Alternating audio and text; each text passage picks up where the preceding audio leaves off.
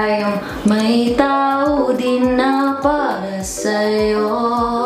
kapit lang dahil darating din yun. Yun yung favorite kong line ng Tiyada May Gugma kasi umabot din po ako sa puntong ayoko na, parang hindi na ako naniniwalang